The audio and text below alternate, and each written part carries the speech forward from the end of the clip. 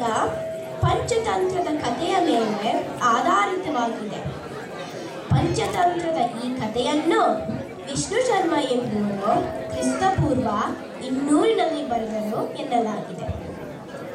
ಪಂಚತಂತ್ರ ತನ್ನ ಹೆಸರಿನಂತೆ 5 ಭಾಗಗಳನ್ನು ಹೊಂದಿದೆ.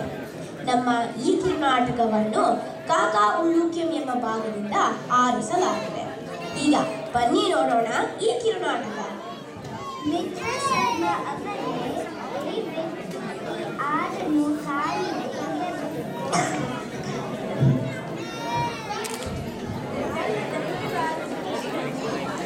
ಬ್ರಾಹ್ಮಣ ಕಾಡಿನ ಪ್ರದೇಶದ ಮೂಲಕ ಪಕ್ಕದ ಹಳ್ಳಿಯ ತನ್ನ ಮನೆಗೆ ಹೊರಟ. ಆಡನ್ನು ಹೆಗಲ ಮೇಲೆ ಹೊತ್ತು ನಡೆದ.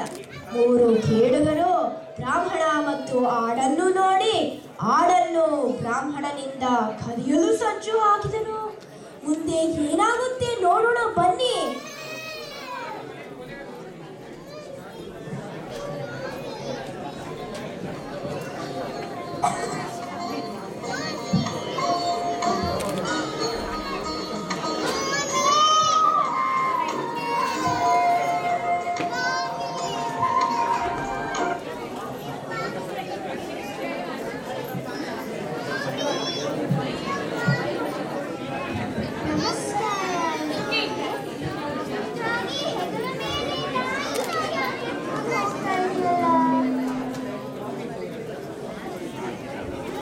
ದೊಡ್ಡ ಶಿಖಾಮಣಿ, ಇದು ಆಡು ನಾಯಿಯಲ್ಲ.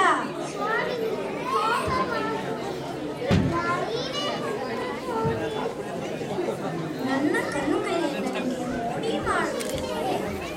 ಇಲ್ಲ, ಖಂಡಿತ ಇಲ್ಲ, ಇದು ಆಡೆ.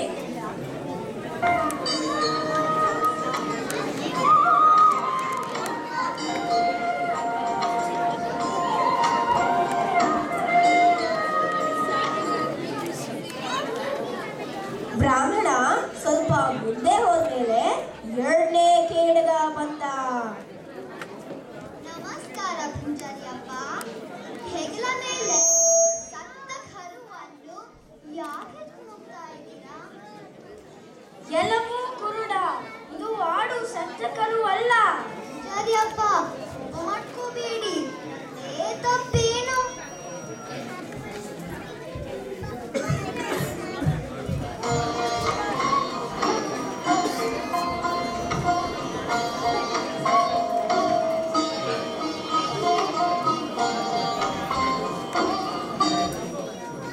ಬ್ರಾಹ್ಮಣ ಕಾಡಲ್ಲಿ ಇನ್ನೂ ಸ್ವಲ್ಪ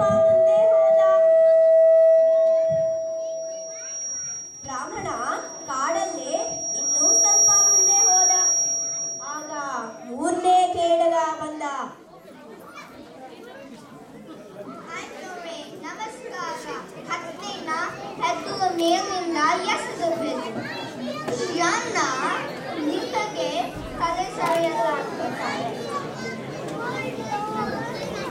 3 ಜನ ಸುಳ್ಳು ಹೇಳುತ್ತಾರೆ. ದೆವ್ವ ಅಥವಾ ಪಿಶಾಚಿಯ ಚೇಷ್ಟೆ ಇರಬಹುದು. ನಿಮಿಷಕ್ಕೆ ರೂಪ ಬದಲಾಯಿಸ್ತಾ ಇದೆ.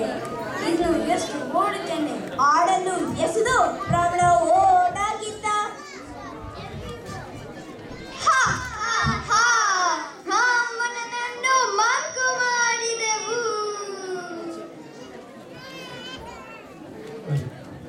ಈ ಕಿರುನಾಟಕ ನೀತಿ ಏನಂದ್ರೆ, ಪರರನ್ನು ನಂಬುವುದಕ್ಕಿಂತ ನಮ್ಮನ್ನು ನಾವೇ ನಂಬುವುದು ಉತ್ತಮ.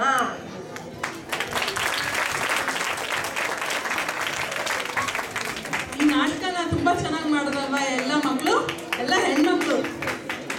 ಸೊ ಇವತ್ತು ಪಾತ್ರ ಪರಿಚಯ ಮಾಡ್ತೀನಿ. ಸೂತ್ರಧಾರಣಿಯಾಗಿ ಅಮಿತಾ ಶಾಸ್ತ್ರಿ, ಬ್ರಾಹ್ಮಣನಾಗಿ ಅನರ್ಘ್ಯ ಮೂರ್ತಿ, ಹಳ್ಳಿ ಹಿರಿಯನಾಗಿ ಅರ್ಚಿಷಾ ಮೂರ್ತಿ, ಮೊದಲನೇ ಕೇಳಿಗನಾಗಿ ಅಪರ್ಣ ಆತ್ರೇಯ, 2ನೇ ಕೇಳಿಗನಾಗಿ ವರ್ಷಾ ಇರುವತ್ರಾಯ ಹಾಗೂ 3ನೇ ಕೇಳಿಗನಾಗಿ ರೇಷಂ ಗೌಡ.